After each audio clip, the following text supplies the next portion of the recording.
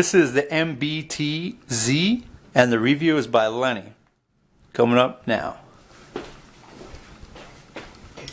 Second review of today is the MBT Zee. And one of the things I'd like to point out of this shoe is it's big, and of course you can see that. And another thing I'd like to point out is it's heavy. And then the third and last thing, because of those two things, it promotes a shorter stride, a slower stride. So if you're looking to go long miles and you're willing to break this shoe in for about 100 miles because it's really stiff at the beginning, and it's kind of crazy though. I remember thinking, I just did the GT review and I forgot to mention a couple things about both the shoes. They're very comfortable. When you first put your feet in them, especially the GT is very comfortable. The Z, a little less comfortable, but it still has a great upper, antimicrobial, so it won't stink, which is always a plus in any running gear.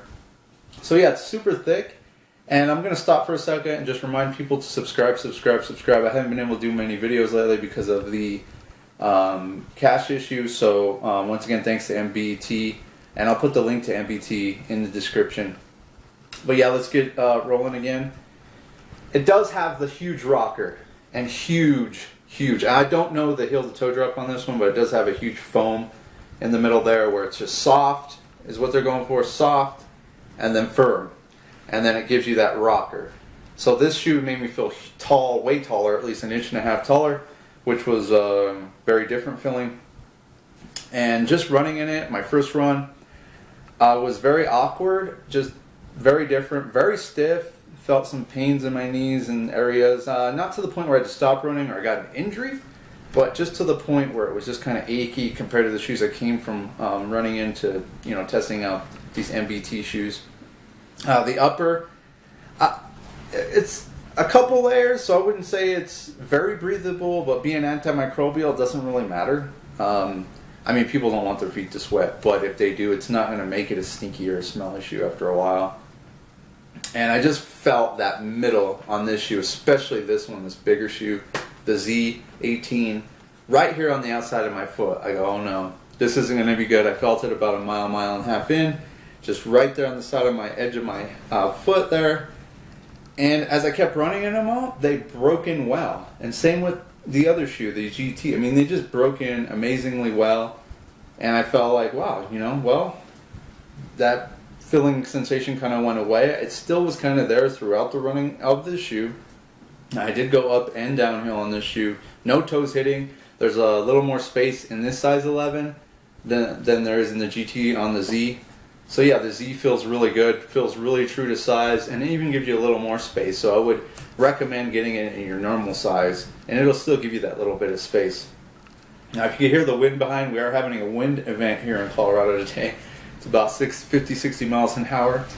So I just like to throw that in if you can hear that wind in the back.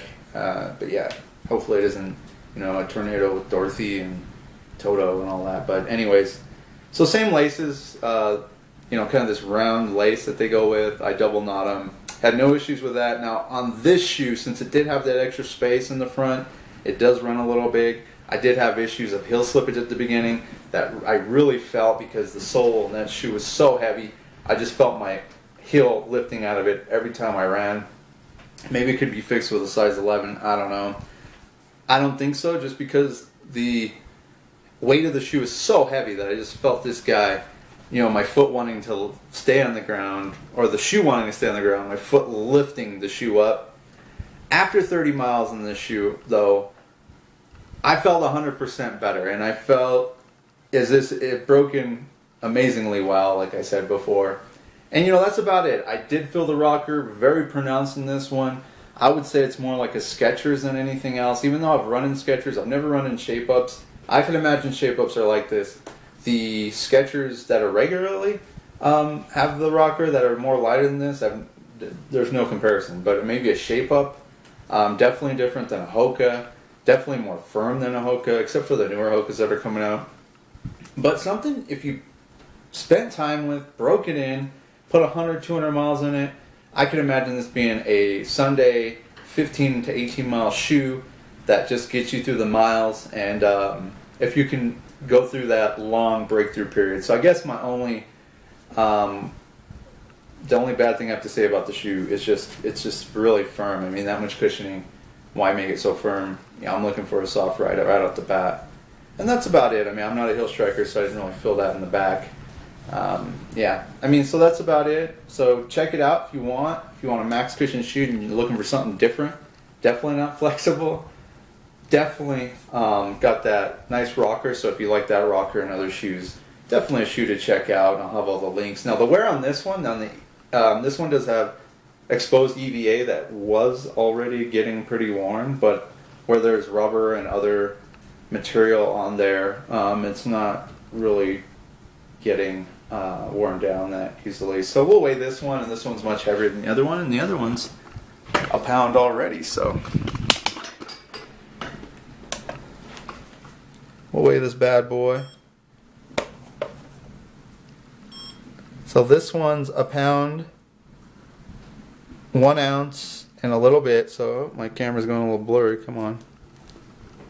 So this guy's 17 ounces and a half almost, which is huge, which is really big. But thanks for watching, guys. This is the MBT Zee 18. If I missed anything, just give me a holler in the comments, and I'll answer anything you guys, anything else you guys want to know about the shoe. But there you go. Thanks for watching again. See ya.